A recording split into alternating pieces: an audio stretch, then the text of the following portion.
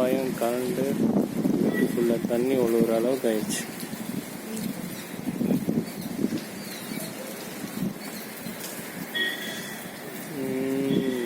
அப்படியே போனால் ஸ்கூலு,